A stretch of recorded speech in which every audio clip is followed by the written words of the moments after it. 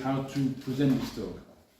I'm quite happy to see that the subject of heroism and the hero still awakens in us some curiosity, interest, attraction, etc. It's a very wide subject. Why am I happy to see that is because it exists in every human being, whether we are conscious of it or not. So I'm going to start by asking questions, if you don't mind. Okay. And also to say that I'm going to approach this subject from a philosophical point of view, because that's who I am. I'm a philosopher, not from a psychological point of view, which is sometimes the case, although they both converge in many ways. So, because the philosophical perspective and psychological perspective tends to be, at least from my point of view, convergent and not divergent. Why? Because the study of psychology was always part of philosophy until, well, the 1800s. So you can't separate psyche from the mind and the body if you look at it in a more integral way. But talking about the hero is to talk about the journey of humanity. But I wanted to start by asking you, what does it mean for you to be a hero? So you can, so for me I can drink, I can listen, so it's an easy start of the talk, you know what I mean? But take a moment, please don't just answer like that. What does it mean for you to be a hero? What does that mean?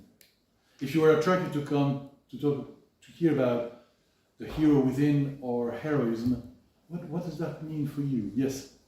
To be authentic. To be authentic. Did I take a pen? Yes, I did take a pen. To be authentic. Mm-hmm. Yes? Yeah, I think for me it's to be brave, like to face your fears. Okay. Authentic, face your fears. Yes, at the front. To give of yourself sacrificially. Okay, there's an element of sacrifice in heroism. Okay, okay. Somebody at the back? Yeah, I think it's to live your life the way you want to live it. To live your life the way you want to live it, okay? Yeah, and not live for other people and the way they think you should live your life.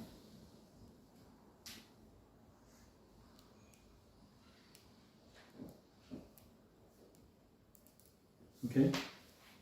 To be brave to help to solve the world's problems that you see, and your view, you have the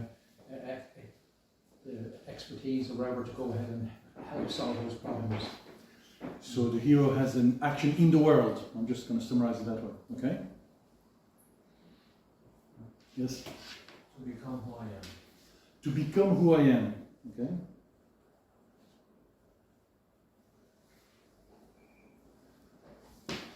I think in a lot of examples there might be an element of risking death.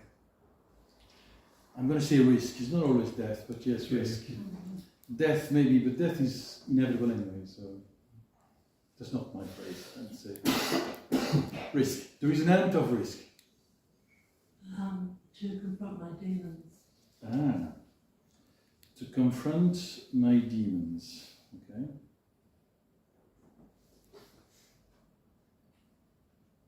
Anything else? That's it, we're done. Thank you very much. The brave. No, just kidding. Okay, there's a lot in what you've said already. I will start this talk by reading a short text which was written by a former president who passed away just a year ago. Her name is Delia Stenberg Guzman, and she wrote a little book called The Everyday Hero. Okay? And in one page she talks about it, and I'm going to read it, and then from there I'm going to develop the idea. A lot of things you've said I'm going to touch on, for sure. The first thing to understand about the hero, you probably know Joseph Campbell. A lot of people do. Okay. Campbell did an interesting job, very, very deep job, to trying to understand the universal archetype of the hero. Because in reality it takes an awful lot of different examples, but he's not the only one. You know, Mircea is another one who did a lot of work on this.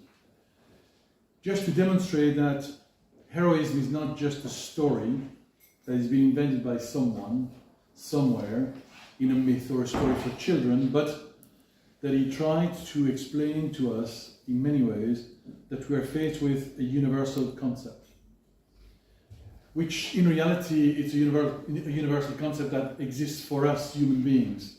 It describes the myth of the hero, the journey of humanity, in whatever form we look at it. You know. Now, we can be attracted by one form or another, one story or another. From a philosophical point of view, I'm always interested to see and understand what the myth is covering. Because the myth, like symbols, they're a packaging around something that is behind. And what we need to understand is what is behind. Yeah. And recognizing what is behind is recognizing that which is in ourselves.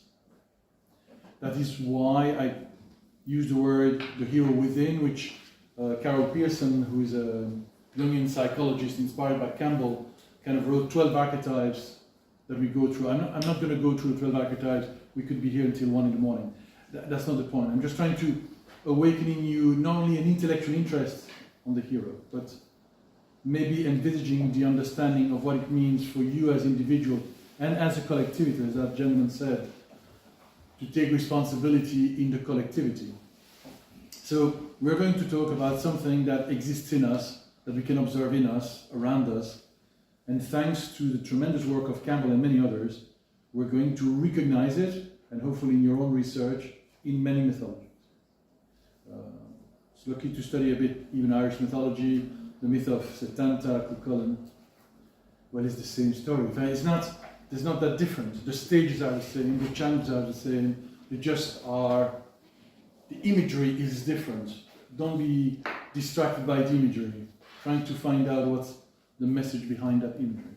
Okay, so that's a starting point. So she says the everyday hero. Among the many things that are out of fashion at the moment is the heroic sense of life. Heroes are something for books, not even for history books, but fantasy stories for children who are entertained with paper or celluloid heroes, as well as the psychologists don't intervene to declare that such tales are bad for their minds. Fortunately, some psychologists, Jungian psychologists don't, but many others do.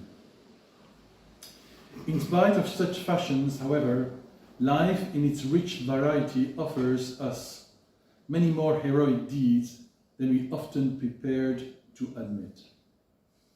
I'm not talking about the great historical figures, those who, in spite of the cloudy vision of envious critics, continue to shine with their own light in time. No, I'm talking about the small everyday heroes who carry out real feats with an effort worthy of titans, even if they have the stature of human beings. Everyone has their own level. Everyone has their own feelings and ideas, their dreams and ambitions. Everyone has some desire to change, to improve, to live the world a little bit different than the way they found it. And it is there, in that part of each individual, with all those characteristics, that the everyday hero is to be found, laboriously striving to achieve a part, whatever great or small, of all that we have mentioned.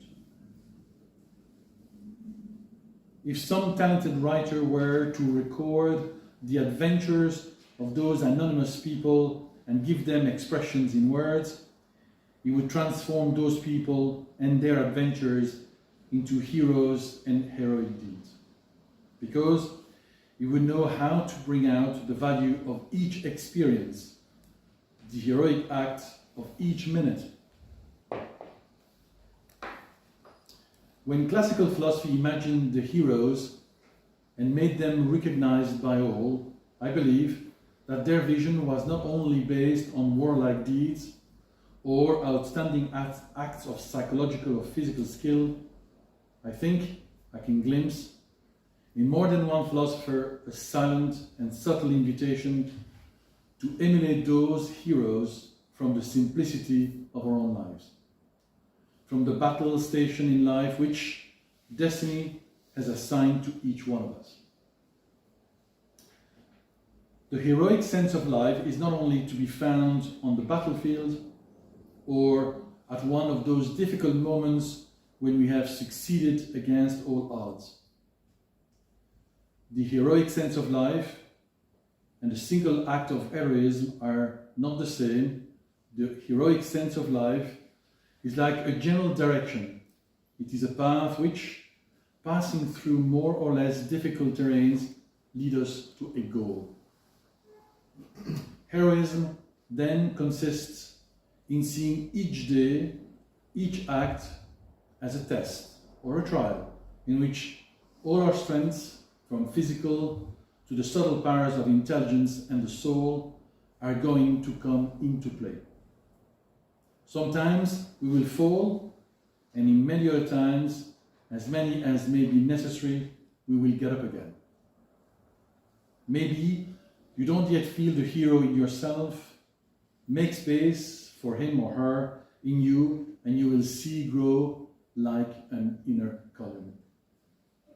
This is an invitation to the heroic, to be different, to be better, to be clear, honest, and reasonable in the name of a natural philosophy, when everyone seems determined to harm themselves for the sake of pretentiousness and ignorance. I wanted to read this to you because it's a simple way to explain we are all daily heroes. We all face things every day, every single day, from the moment we get up in the morning. I always joke in class when I say, people ask me, can you give me an exercise to develop self-discipline? I always say, well, get up when the alarm goes off. Immediately, every day. They look at me, huh? Oh, can you give me another one? Because in reality, that's where it starts. Getting up in the morning is not that important. It's to develop the will to face what we need to face, which is life itself, with a state of mind which is different every day, always a little bit better if I'm stoic for a second. So I wanted to kind of start that to give you a framework, a little bit, of what is heroism from a philosophical point of view. Now it's clear that in that just one and a bit page, there's a lot of things and at the same time very few. I hope that helps to understand a little bit what I want to talk about and what I mean, or what we mean in this context, heroism. I can be very technical, but this is not what I want to do today. I'm hoping to perhaps inspire you to look inside. And if I can inspire one or two of you to look inside, this would have been a successful evening. Huh? But we're about 40 in the room. Yes, I know. But one or two is my objective. If there's 3, 4, 10, I'll have champagne. I'm joking.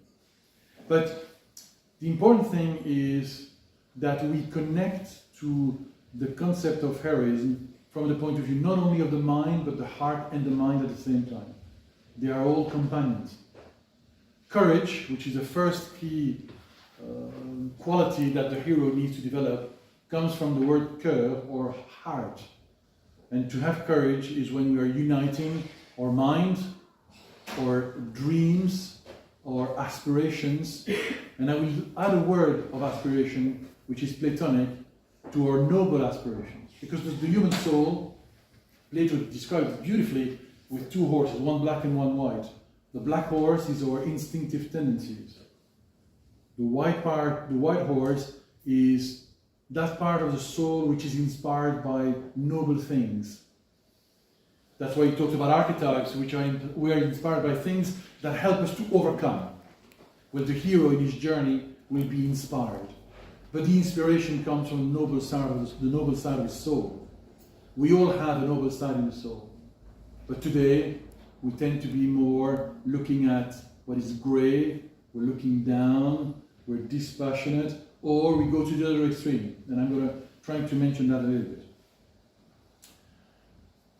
So, To be hero, in a way, if I follow Plato for a second, is to recognize the noble aspirations of the soul. And some of your comments suggest to me that you already have touched it sometimes. Your desire to overcome, to help the world, to be yourself, all of that are inspired by, according to Plato, and I tend to agree with him, with the noble side of the soul. As a philosopher, my job is not to convince anybody, but to perhaps awaken in them the rediscovery of the noble side of their soul. And then they will find out by themselves what inspires them. Do you understand? Otherwise, I preach, and I don't like preaching. I'm not religious. I'm a philosopher. Do you understand the difference? And there is a huge difference. And so for me, it's more that. That's why I think the hero exists within. The dialogues that many philosophers talk about is to allow us to discover that in ourselves and to start a journey. We need to be accompanied. According to Campbell, everybody needs a mentor, a teacher, a master, whichever word you prefer. But not to tell us what to do, but to remind us of that which inspires us. The master, the teacher, is not there to tell you what to do. That's prescriptive. No, he's there to remind you. It's like a bell. Down, you are going off. You're falling asleep. Well, that's the role of philosophy, in my opinion. Socrates did it beautifully in his time. It was a sting in the side of society, reminding people to remain awake. That's why they invited him eventually to drink hemlock. Invited, between breakfasts. So that's what I'm trying to do. So if I start from the starting point, what is a hero technically? The hero technically is the progeny of a god or goddess and a human. Okay? So if you read any myth, the hero he or she is the progeny of a god or a goddess and a mortal. So we all have in us a mortal nature and an immortal nature. This is a starting point of what Greek philosophy talks about. It says, okay, three worlds, nous, which is the spirit, psyche, which is the world of emotion, and soma, which is the physical. They explain that nous, or the spirit, by its nature is timeless. This is what we have in common with the gods. We can talk about the concept of God another day, but... And then, this is mortal. So, the human soul, this is the immortal soul, and the body. So, we already have what the hero has. We have a spirit, immortal soul, and we have a mortal body. And it's the marriage of the two that designate the hero in all the mythologies. So it's interesting to see that we all have the memory of something timeless in us.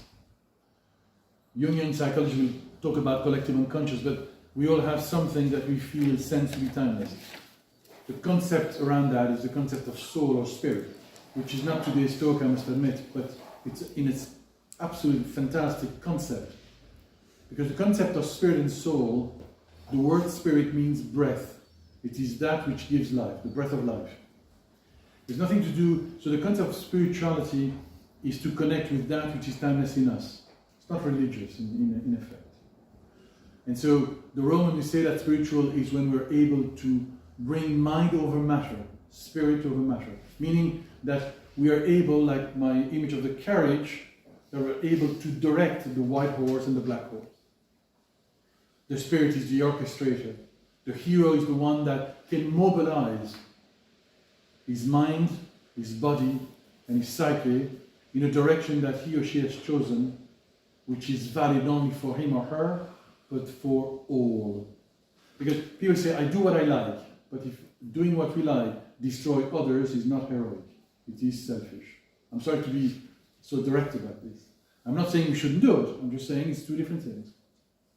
So the heroic, like Jason and the Argonauts, he sees or seeks something which is timeless and is good for him and for everybody. So it's interesting that the heroic journey consists in a direction, destination that we choose to go to. That destination, by nature, is timeless, is universal. In Buddhism, the destination, they call it nirvana. And the path, dharma. These words today, people know them. And how we get there is thanks to karma, cause and effect. I'm just using terminology that now is floating around, that people know. But it's the same idea.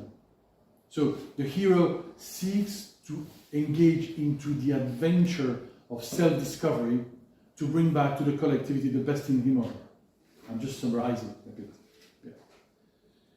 The biggest difficulty we have is to start the journey.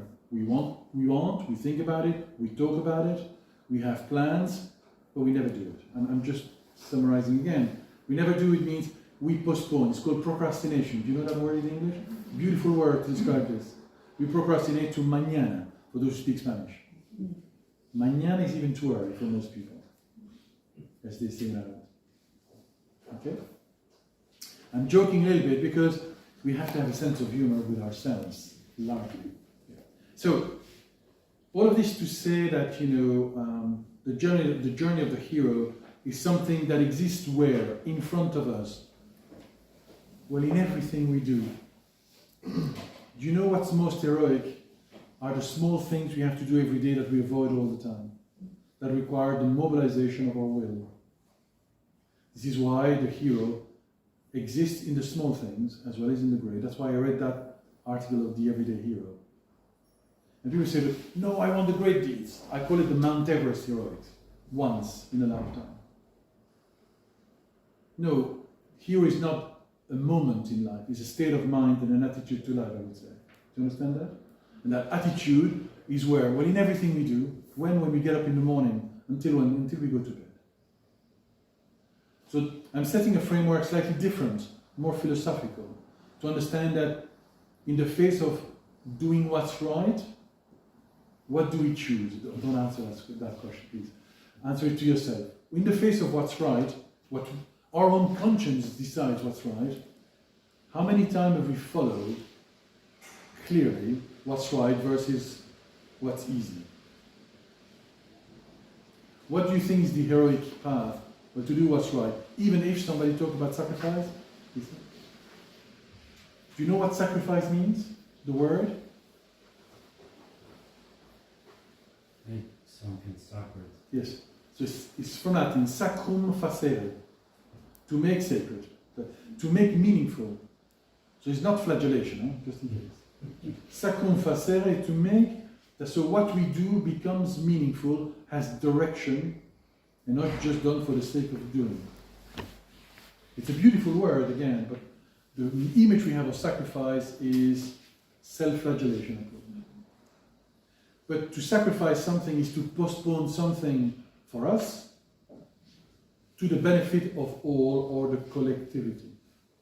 Sacrifice, Plato explains in the Republic, is I postpone my personal ambitions to do what's right. Whoa. And he talks about that in relation to the politicians. I'm going to give a call to or Taoiseach to see what he thinks about that. I'm just talking about Ireland, I can talk about the rest of the world. But it's logical for me. You're a public servant, you postpone your personal ambitions to be a civil servant, that you say, to serve the collectivity, for the common good of the collectivity. So here we are entering in the spirit of the hero. Do you understand? Yeah. Oops.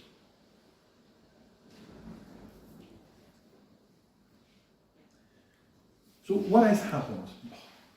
What has happened is that a lot of the models that, perhaps a century or so ago, or even a bit before that, we may have had some models that we could follow. But today, it is, if I ask people, is there a model that you can think of in the last maybe few decades that you would consider to be an example for you? People start to think about it, it just takes a bit of a while. See, who is a public figure or artist or actor who comes to mind that would be a model to follow? Do you know the name that comes up most of the time? Who would you guess? Mandela. Yes? Mandela. 90% of the cases. It's logical. because he gave up for himself, for his nation, completely. No, he wasn't perfect, and if you study Mandela carefully. The second one that comes up is what, you think? Mother Teresa. Mother Teresa, Gandhi. None of them were perfect, now just in case. But they sacrificed something, or a lot, for the benefit of the collectivity. But after that, we start to have difficulties. Or we go much further down in time.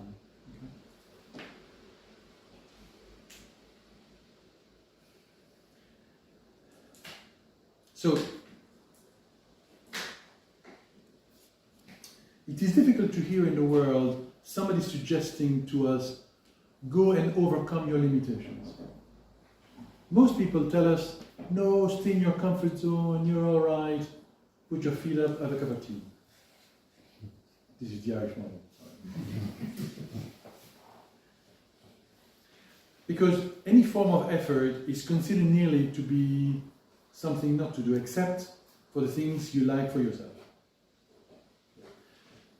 So there we start having a difficulty, do you understand? Because the model we have is a model that is by nature rather self-centered and in some cases downright selfish. In English there's an expression that always not amuses me, when people say, I have to take care of number one, which is me, myself and I.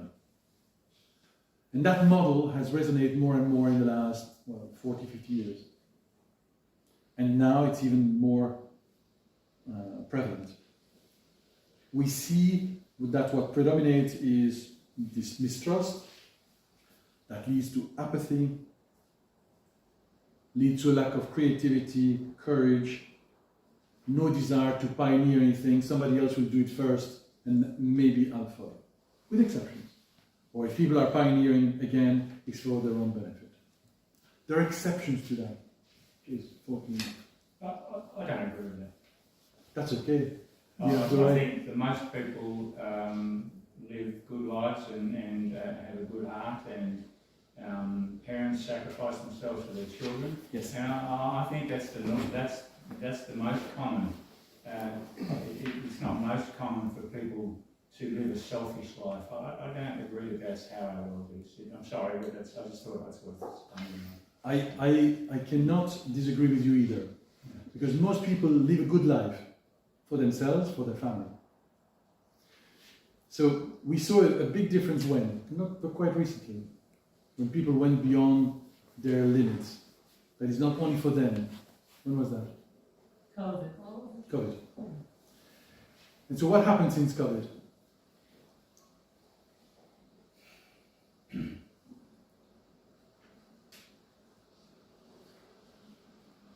You can have your own answer to that.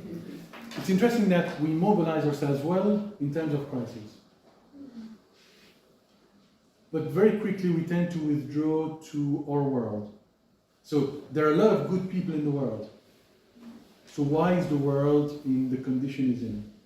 I agree with you, there are a lot of people with a lot of courage every day that I admire a lot. That's why I read what I read earlier. And yet, at a collective level, as a society, very few people describe the world we live in as great, good. We have a lot of means at our disposal, but at the human level, not quite. There's a mechanism for always putting down the hero that didn't exist in the past. And I think that's what's very worrying for me, is that like, people that are genuine heroes will always have opposers. And it's not opposing their ideology, just opposing because there's a platform for it. You know? Okay. That is very interesting, because I was going to go there. We tend, because we're not inspired anymore, except what you've described, which I agree with, which is not in opposition to what I said. Anything that people that want to go beyond the call of duty, I call it, as you describe it, are put down. There is a derision of that behavior or attitude. Where I was going to is to the fact that you were saying that exists in every single individual, the desire to improve and becoming better. Where the difficulty I have is that we have great difficulty to live in solidarity with each other, to help each other, to support each other as a collectivity. What we are lacking is a confidence not only in ourselves, but also in society as a whole. This is not only my analysis. You can read this quite a lot.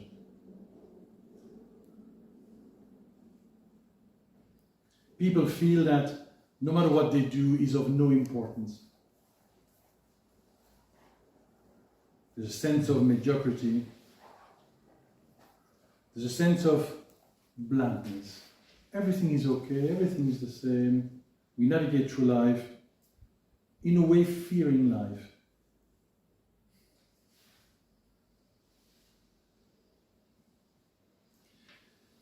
What Campbell suggests is that we need to rediscover the desire to start our journey of life.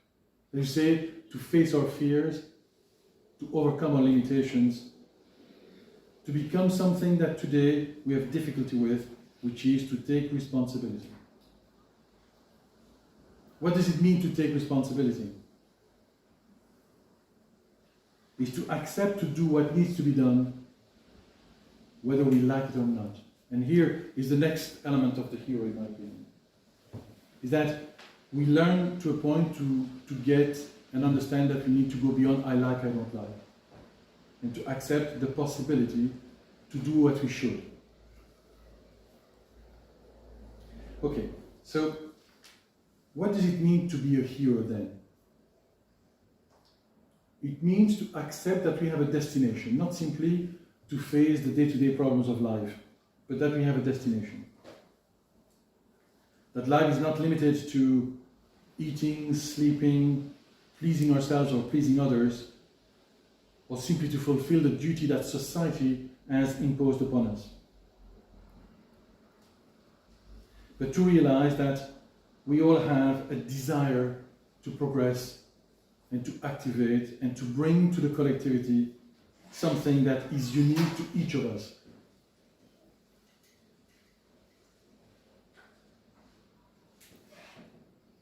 It's interesting that the word that Campbell comes a lot about is that we all have a gift, we all have a mission to accomplish in life. The word mission, some people don't like it, but okay, it's not true.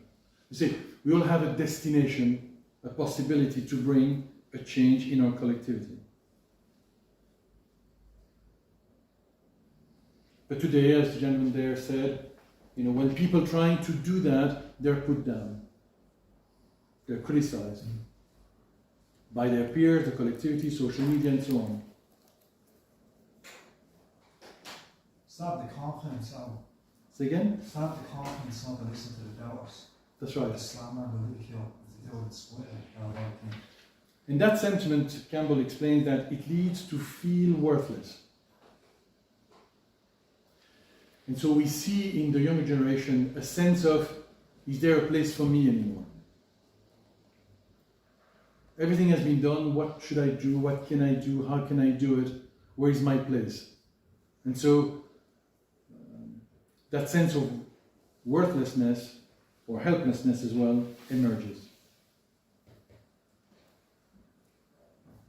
And the feeling that people talk about a lot is that, am I useful for something?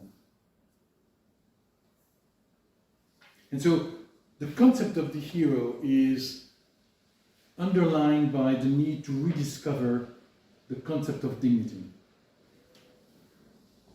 The concept of dignity means what? To rediscover to be oneself, without being to the detriment of others, as I mentioned earlier on. It is the legitimate right to each individual to do that, to demand, without fear, without shame, the necessity to find their place and to assert it. That is based on the concept of self-confidence. So here is the beginning of the journey of the hero, so to speak. What is the real treasure of the hero? Do you know? Question mark. What is the hero seeking? What is his journey for? To live the best life that he can. To say? To live the best life that he can. Okay. Legacy. Legacy. Consequential self. Okay. Accomplishment. accomplishment, A new perspective. A new perspective. a new perspective. Okay? To defeat a challenge. To defeat a challenge. Okay? Conquer fear of the unknown. Ah, this is an interesting one. Keep that one for later. To conquer the fear of the unknown. Okay, so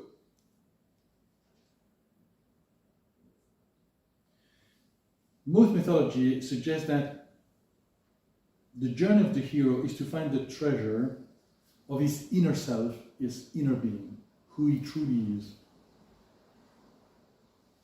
Everybody has tremendous potential inside.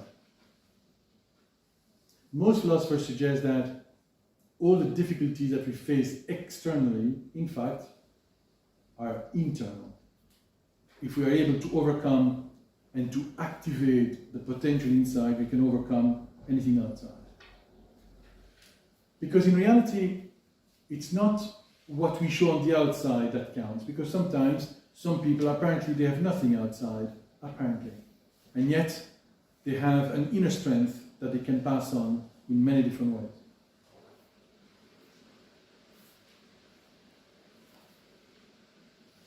Once we've discovered that strength, or strengths plural, the job is to make restitution of that discovery to the collectivity, to bring it back, to share it with others. When we say we want to be the best we can be, or the best version of ourselves, what it means in this context is that which I discover in me, I bring it about to the collectivity. It's not for me only. It is to be shared with others. If I discover courage and I become courageous, that courage expresses itself in the world to the benefit of the collectivity. An ancient Buddhist text says that the advance of one person is the advance of the whole of mankind, or humankind. So, because whether we like it or not, we are all interconnected. So the advance of one person, whatever that is, whatever progress we do internally, the Buddhists say that it is the progression of all. Why? Well, if you know Buddhism, it's because Siddhartha says, I will wait until I see the back of the last person entering Nirvana. So we are all connected together in the journey to self-discovery. Not just for me. There's always a restitution back of our own life to others. This mission, this journey, is made of multiple perils, obstacles, difficulties, great reward or no reward at all, successes and failures, all of which belong to the journey of the hero, all of which belong to the progression of the individual.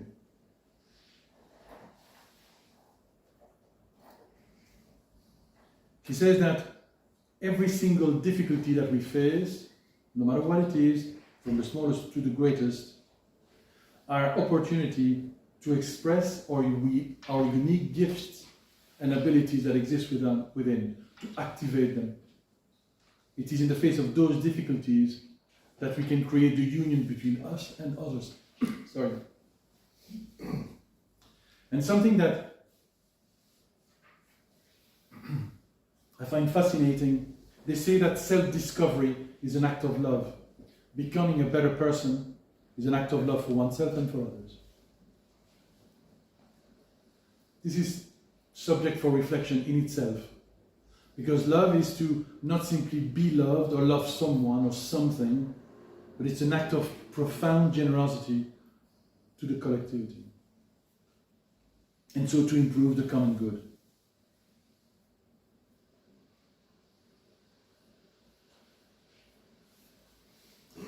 However, this journey requires patience, because it is a lifetime exercise. We live today in the immediacy of the now. We want things immediately. And so what we experience tend to remain on the surface. What are we seeking, says the hero, to find the timeless roots that exist within me and in all of humanity. And so it's, they say the quest of the hero is at the same time to root ourselves in what is timeless and express that timelessness in life. And so the journey of the hero is often described as a fight. And there's a beautiful text that describes that fight very well, which is the Bhagavad Gita. It's a Hindu text. And it's interesting that the Hindu, to describe the progression of the human being, they describe it as an inner battle. And the greatest of battles is to face our fear, and is to face the unknown. About ourselves, about life, the biggest unknown will be death. Many years ago, when I was usually quite younger than now, my mentor, master, whichever way we want to call it, mentioned something to me that made me think quite carefully. He said to me, we need to hold the mystery of life by the hand like a friend. Because one thing that is constant is that there are many things we don't know, and that there is a mystery with which we live constantly. But despite that mystery, we need to rediscover the confidence of the root that exists in ourselves, that in effect are connected with that mystery. Nobody can know what's going to happen in 5 minutes. I didn't know at the beginning of the talk that somebody would say, I don't agree, and prepare for that. Well, if I wasn't prepared for that, I wouldn't speak publicly. But always something happens that is unknown. Often we plan for today that everything will go smoothly, that everything will be okay. But in reality, that's not the case. And we need to prepare for both. And people say that I'm pessimist. No, if I'm prepared, I can joyfully face the difficulties of life with determination and courage. If I think everything will be okay and it's not, I'll be angry with life. Why me? Well, it's called karma according to the Buddhists. I just have a question. Sure. Like you're saying you have to be prepared. How do you prepare yourself? For what? For The unknown. Yeah. Mm. Yeah, like Any idea, anybody? How would you prepare yourself? Perfect. No, I know, I understand the question. Anybody, any idea what do we do? How do we prepare for the unknown? For life, how do we prepare for these difficulties that life is going to bring to us?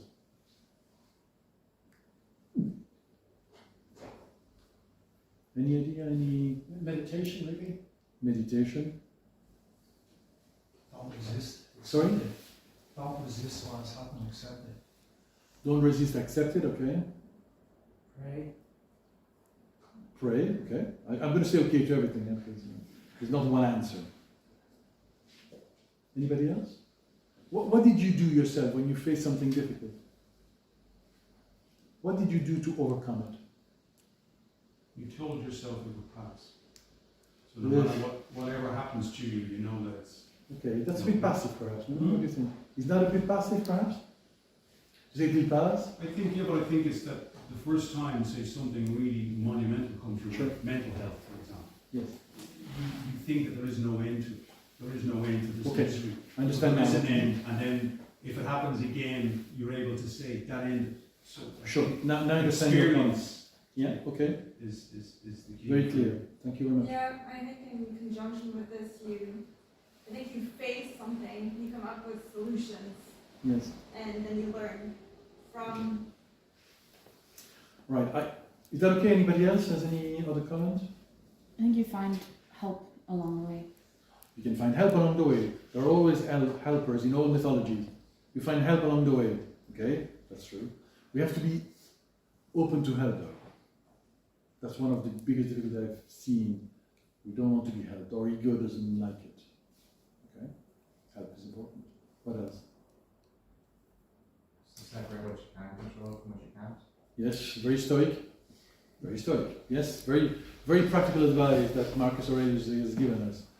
Differentiate and have the courage to differentiate it and accept what you can't change.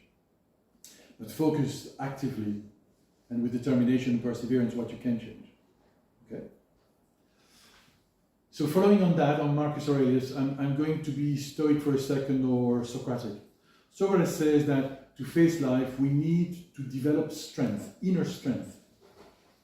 So, and I'm going to use a funny terminology, we need to develop new inner muscles. They're called moral muscle. Moral character, it's called also. So what's moral character? Courage is moral character.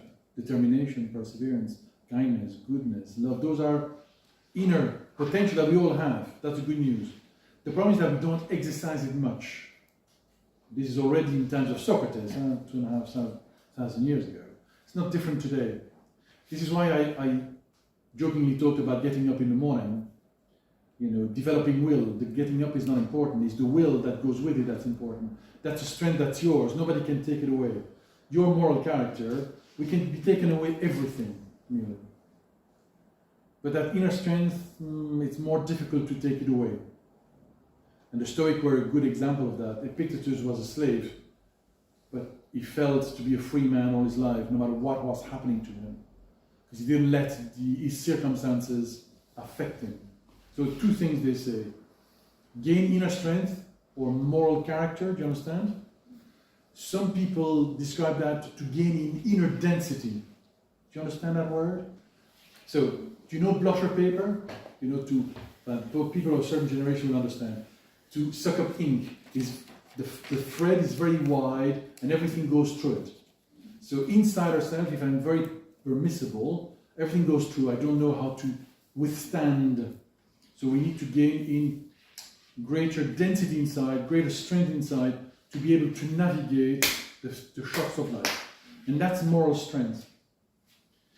Then moral strength is practice in all the schools of philosophy every day. It's an everyday practice. They are called philosophical practices, very well documented at this stage. One of which is getting up in the morning. That's not kidding. But it's not, again, they suggest these strengths which we can all develop every day, of, as I said, of will, goodness, kindness, behaving justly, etc., etc. There's loads of them. And we need to figure out first which one do we already have, because everybody has some. Yes? And which one do we need in the face of what we are to overcome? And see if the one I have is enough, or do I need to add more, or do I need to strengthen what I already have? The first reaction in the face of difficulty is to blame someone, something, some situation. The Stoic would say, no, if it's in front of you, maybe you need to learn something. What is it? So first question of the hero in the face of the challenge is to say to the challenge, welcome to me. What are you trying to teach me? This is not me, it's not mine, but it's very useful. So when you have a problem, he says, what is that trying to tell me? About me. Because I have to face it. Because the same problem by another person, that person has no problem to go through it. So it means that that person has developed something that we haven't yet. What is it? That's the helper. Sometimes unconscious helper or conscious one. So in the journey of the hero, there's always that element of, okay, the difficulty, the trials, the tests of life, they're not there to annoy us, they're there to strengthen us. That is to gain in discovering my true identity, my true self with a capital S. When do we learn the most? Those are simple questions in the face of things that are difficult, isn't it? When it's easy, we forget. I love the Olympics, so I love sports, and great sports people always say that what made them great is to have failed a few times. It is their failure to succeed that made them great. It's very interesting, though. So failure, according to the Buddhist, is not a disease, it's not a problem, it's not something that I'm cursed about. It is an opportunity to learn something that's heroic. So every day we should develop one strength. And so the Stoics suggest a nice practice. At the end of the day is to ask ourselves, what have I done today to be a better person? For me and for my collectivity. My collectivity can be myself, my family, my city, my country, the planet. That may be ecological in nature, perhaps. If every day we ask ourselves that, inevitably, at some point we're going to mobilize something in us to overcome. We're in the journey of the hero then. And we all do that from time to time, for sure. The difficulty is the continuity. To do it once or twice, or every so often we can. But if I ask people, what do you desire? Most people desire a quiet life. But if you ask the hero, what do you think will be his or her answer to the question, what life do you want? They might say short and heroic. It's nothing to do with time or dying young, and don't misunderstand. It is, I want a life that is going to allow me to live the world a bit better. For that, I need to improve. Do you understand? I don't dispute the necessity for some to just desire a quiet life, an easy life. That's a choice. I don't argue it. But in the myth of the hero, it's the opposite. Carol Pearson interpreting some of the work from it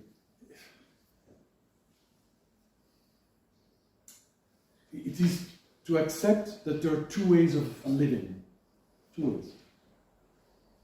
One is to go with the flow. Anybody understands Italian?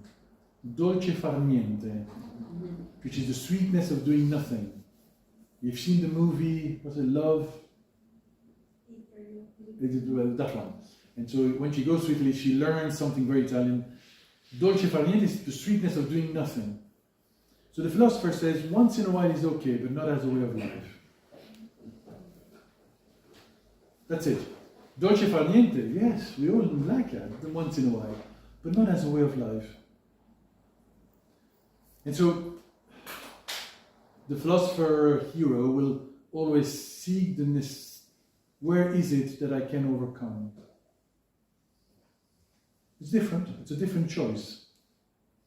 And many people, more than we think, have that deep desire but don't know anymore how to do it. Now, there is a lot of literature. The difficulty is not the literature, is what to do with it. How do I do it? How do I practice that? This has been taught since time immemorial in various schools of philosophy throughout history, both in East and West.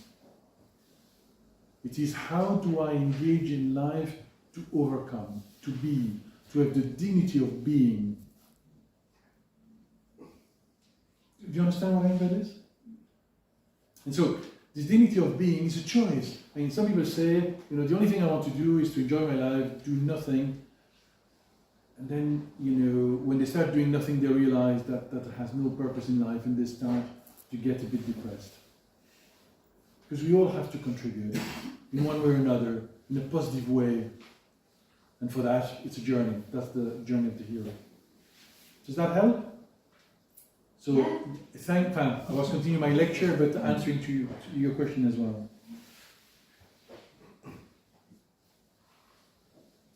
So, we have to root ourselves. Do you know this symbol of the tree with the roots up and the branches down? Have you ever seen that? So the root up means that we have to root us in the sky, that is to say, in the world of ideas, of essence, and express that essence in the world. That's what they mean by rooting ourselves. Rooting ourselves is to connect with that which is the best in us, that exists in nature, the universal, is to connect with the spirit, Plato would say.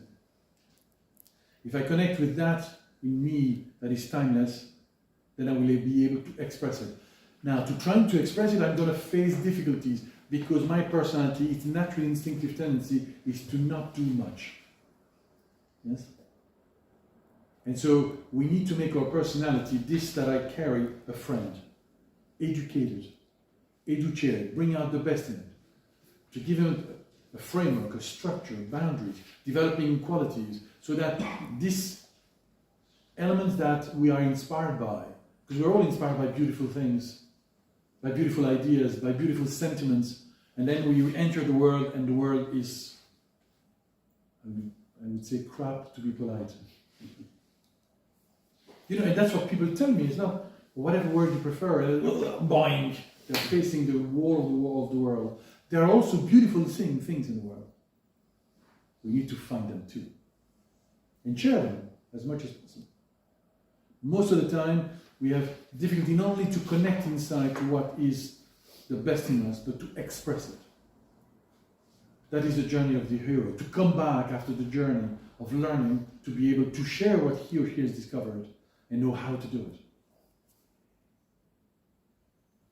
I promised a break after an hour. There's a beautiful break now that we can take. Do you have one last question before I finish this part? Is it clear enough? What I'm talking about? Clear as mud, as we say.